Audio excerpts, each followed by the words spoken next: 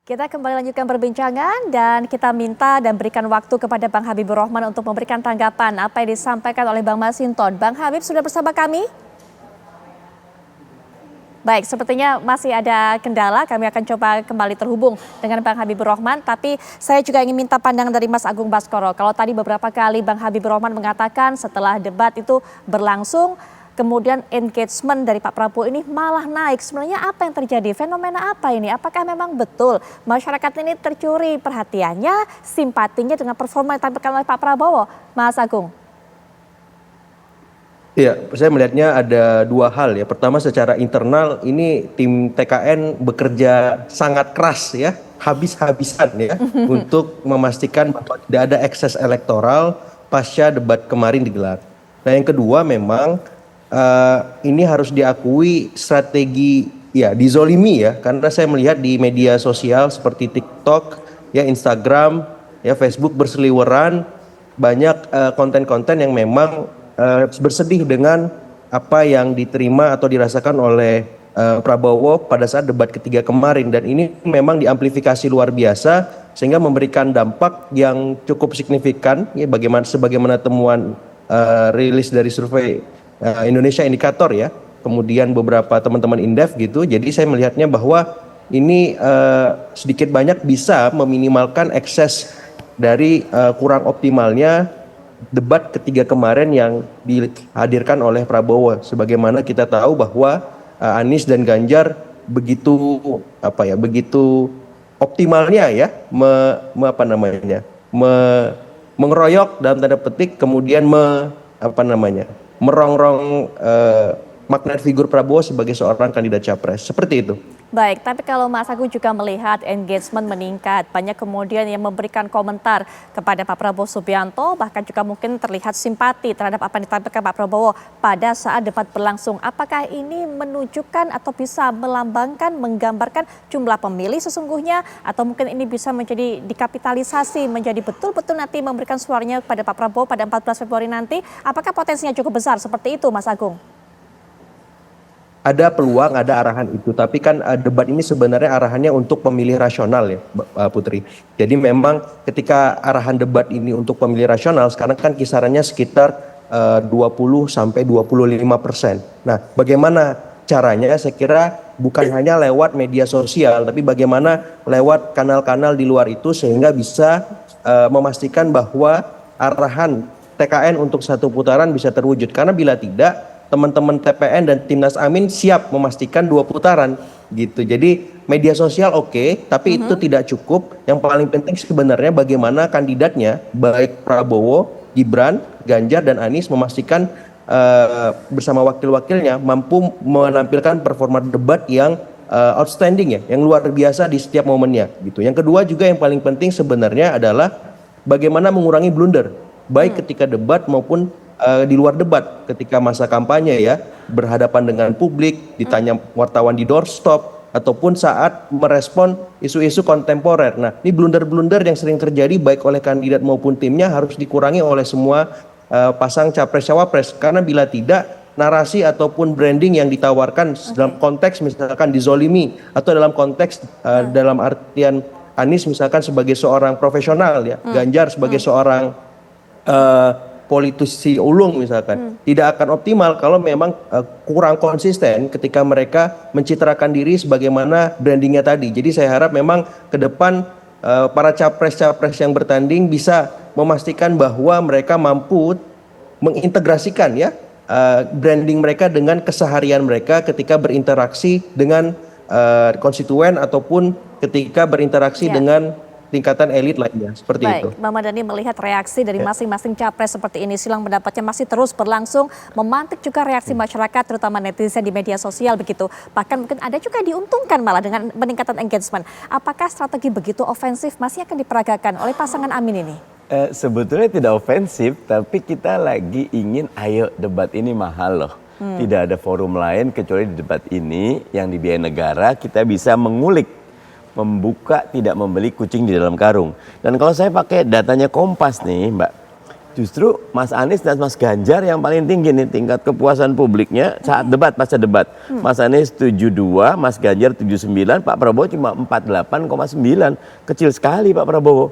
Saya lihat lagi datanya Drone Emprit bahwa Mas Anies 7 jam sesudah itu ada pembicaraan 193.000 untuk Mas Anies, 147.000 untuk Mas Ganjar, dan cuma 118.000 untuk Pak Prabowo. Data yang ada justru menunjukkan betapa masyarakat makin engage dengan debat. Jadi apa yang disampaikan bahwa nyun sewu, feodalisme, ewu pakewu harus kita, karena kita sedang memilih orang nomor satu yang bikin Indonesia itu naik turun. Everything rises and falls on leadership. Segalanya naik turun karena kepemimpinan. Dan kepemimpinan itu tidak ketahuan dari branding yang bukan joget bisa apa, tapi ketika mendapatkan situasi kritis, ketika dalam kondisi yang pendek, apa responnya, apa jawabannya, bagaimana penguasaannya, itu kelihatan karakternya. Dan kami bahagia dengan Mas Anies Baswedan yang lugas, karena buat kami memang seperti ini, Indonesia itu tidak sedang baik-baik saja. Kalau ingin perubahan, ini memang harus jelas, harus tegas. Kalau bahasa Gus Imin diselepet, harus ada efek kejutnya. Ini yang kami ingin hadirkan. Gak bisa biasa-biasa. No, tidak bisa bisnis as usual. Kita sedang dalam keadaan tidak baik-baik saja.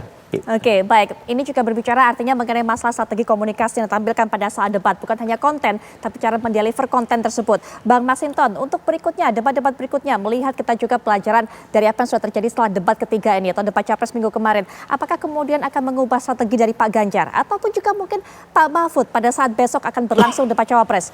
Bang Masinton. Bang Masinton, mohon maaf, sepertinya masih di-mute, kami belum bisa mendengar suara Bang Masinton. Ya, debat itu ya penyampaian program, substansi, gitu loh. Jadi yang dipersiapkan oleh Prof. Mahfud dalam debat Cawapres besok dan debat Capres, Pak Ganjar berikutnya, itu adalah penguasaan pada ranah-ranah substansi berbasis data, fakta. Jadi perdebatan itu memang disajikan secara rasional sehingga publik bisa menilai bagaimana tingkat penguasaan dari seorang kandidat calon pemimpin yang akan dipilih nanti, begitu loh. Dan tentu yang jelas ya, dalam perdebatan itu semua akan disampaikan. Dia tidak bermaksud untuk apapun itu dalam perdebatan tadi selain menyampaikan program, visi misi dan gagasan-gagasan besar ya untuk bangsa Indonesia. Jadi perdebatan ini adalah perdebatan berbasis argumen, bukan sentimen, gitu loh. Jadi ya kalau dia macan, jadilah macan dalam forum tadi, bukan kemudian ayam sayur di perdebatan kemudian jadi macan di luar perdebatan. Nah itu kan nggak lucu.